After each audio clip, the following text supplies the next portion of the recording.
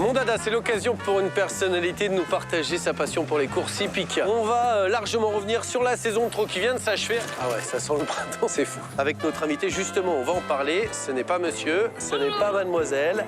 Non, notre invité, il est champion olympique, champion du monde, champion d'Europe. Il est champion de France. Il est champion, mon frère, et surtout super sympa. Champion, quoi. Il est surtout hyper calé en trot. Voilà, c'est vraiment c'est la pause déj. Donc on va le retrouver. Normalement, il est au café, là. Eh, il est juste là. À l'ombre, venez.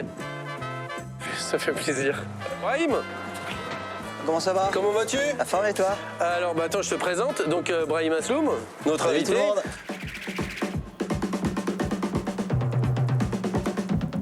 Comment vas-tu? Écoute, ça va bien. Le trot, t'adores? C'est un truc que t'adores? C'est la discipline que j'apprécie le plus. J'ai un lien particulier avec le trot. Brahim, avec toi, justement, ça sent le printemps. Mais ça veut dire que la saison d'hiver, c'est terminé. T'as 30 secondes pour nous dire tous les faits qui t'ont marqué sur cette saison d'hiver. Bon, moi, je suis prêt, je suis toujours prêt. Là, Moi, comme j'attends ça, le gong, là. à J'attends le froid. gong et je suis déjà reparti, hein. Alors, les faits qui m'ont marqué cet hiver, bien évidemment, le Prix d'Amérique. C'est une course que j'aime énormément. On a des millions de téléspectateurs, le monde entier nous observe. Ouais. Et cette victoire, elle est encore plus remarquable parce qu'on a le plus jeune driver à gagner le Prix d'Amérique. Avec Davidson Dupont. Voilà, ouais. Et quelle course! Il y a aussi la retraite de FaceTime Bourbon à 5 jours du Prix d'Amérique, malheureusement une blessure au pied. Et pour finir, Critérium des jeunes avec Just Gigolo, un des futurs cracks, je crois qu'il a 3 ou 4 ans, entraîné par Philippe Allaire. C'est un cheval que je vais suivre quoi qu'il arrive. D'accord, bah voyons, c'est... hop, pour ceux qui n'ont pas suivi la saison de trop, bon, c'est pas mal. On a un petit résumé. 30 secondes, c'est trop court. Ouais. Là, tu m'as piégé, là. Ouais, un peu. On va te raccompagner quand même à ton Il bout. y en a qui travaillent, hein. Il y en a qui bossent, exactement. Bon, c'est par là-bas.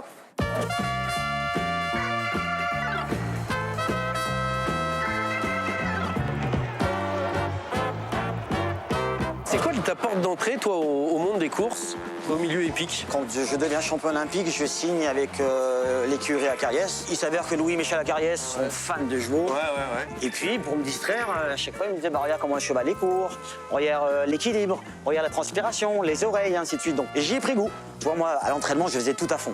Et Louis Acariès, pour me faire comprendre qu'il fallait que je gère un peu tout ça, il me disait Brahim, c'est comme dans les courses, il faut savoir bien courir caché, il faut savoir donner le coup de rein au dernier moment. Donc voilà, il me prenait plein de métaphores que j'étais obligé de traduire dans mes entraînements de Et boxe. puis toi, tu les comprenais parce que tu les avais regardés avec lui. Et comme ça me plaisait, ben voilà, j'absorbais tout de suite. Il est resté joueur? Je crois que c'est viscéral, hein. C'est une vraie passion. Ouais. Et toi, Et d'ailleurs, tous ces amis qui sont dans le monde des courses au-dessus, je vais parler de Philippe Allaire, Bazir et ainsi de suite, Ouais. je les ai fréquentés parce que Louis me les a amenés à table. Donc voilà, on a échangé, ils sont fans de boxe, donc on les invitait à des réunions de boxe. C'est un milieu qui est assez similaire, c'est assez populaire. Tu peux avoir un politique, tu peux avoir un homme d'affaires, un milliardaire, un mec lambda, voilà. Et c'est cette mixité, et c'est ce qu'on retrouve quand tu vas dans un hippodrome. Là, il y a un PMU, justement, ça tombe bien, on a un challenge à te proposer, Ok. Brahim. Tu vas rentrer dans ce PMU et tu vas jouer sur la prochaine course. Tu sais, ça va être un peu comme dans Koh-Lanta. Tu te débrouilles, je me débrouille. je te donne une pièce et tu te débrouilles. J'ai un totem avec. T'as 2 euros, essaye de faire des petits. C'est comme ça qu'on commence, hein. C'est ça, ouais. Surtout quand c'est pas ton argent. Bonjour messieurs. Et la prochaine course, le départ, c'est le prix de Fontenay. On y est. Je me fais mon gagnant et je le joue en placé en gagnant. T'as des chiffres fétiches? Non, je marche pas avec ça. Non. Et alors, tu regardes les jockeys, tu regardes les drivers, les entraîneurs, Priorité le cheval, après je regarde le jockey et l'entraîneur. Yann Le Bourgeois, Ouais, Yann Le Bourgeois. le 8 me plaît, la cote elle est agréable à 8-4. C'est Gamin de Fontaine. Il est souvent placé, on va dire, disqualifié à 2 reprises. Oh, t'es à l'ancienne. On jouait quoi? Le 8, là je le sens gagnant là. Ah là là, il me l'a souhaité. Ça y est, c'est parti. On est parti. Gamin Bazotier en numéro 10 et ça part très vite en dehors pour Gaston Caps qui va tout de suite venir s'installer au commandement et malheureusement comme il le fait parfois Gamin de Fontaine et s'est montré fautif en début de course, il a été disqualifié. Gaston Caps. Ça c'est des courses. Qu'est-ce qui s'est passé? Je sais pas ce qui s'est passé, c'est quoi? Il s'est mis à la faute? Il est en jeu. Quel connard. Il a pris une uppercut. Mais en même temps, c'est ça qui est magique dans les courses. Ouais. C'est que tu vois, il aurait pu être peut-être finir dans les 3, il se met à la faute, bah il n'y a plus de course.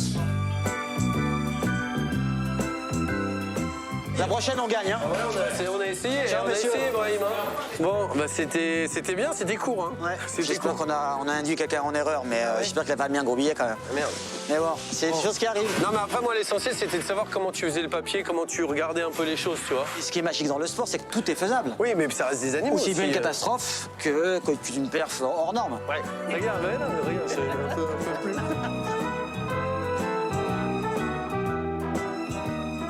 On a préparé un truc dans ton petit bureau, tu vois, c'est une surprise. Ouais.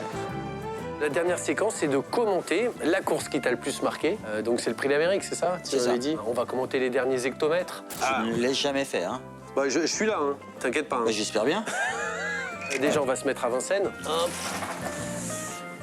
Alors, on se fait le prix d'Amérique 2022, on va se le revivre. On sort du virage avec Galus qui est largement en tête. Ouais, Galus qui a pris le large, qui commence à prendre 2 ou 3 longueurs d'avance. Mais regardez Davidson Dupont qui s'accroche, qui pousse. Avec Le Nicolas fils de Bazir. qui s'accroche et qui fait la différence sur les derniers petits centimètres et qui emporte le prix d'Amérique. Et qui rentre dans la légende, monsieur. T'imagines, t'es à 2700 mètres et que ça se joue sur même pas 3 cm. Il y a toujours une belle histoire hein, Ouais. au final. Ouais, c'est ça. souvent comme ça, ouais. Bah, c'était bien. Tu l'as jamais fait, mais bon, ça, t'es pas perdu. Bon, quand on parle de coups de poing, c'est vrai que ça peut aller vite, des enchaînements, mais là, voilà, les commentateurs de course, franchement, ils sont forts. En tout cas, merci beaucoup, Brahim. Ça fait plaisir. C'était sympa ce moment. Même moi aussi, j'ai pris du plaisir. Bah, C'est cool. J'espère que aussi. Merci beaucoup. Merci à vous. Merci à tous. Allez, ciao. Ciao, mon pote, merci encore. Allez, ciao. Ciao tout le monde.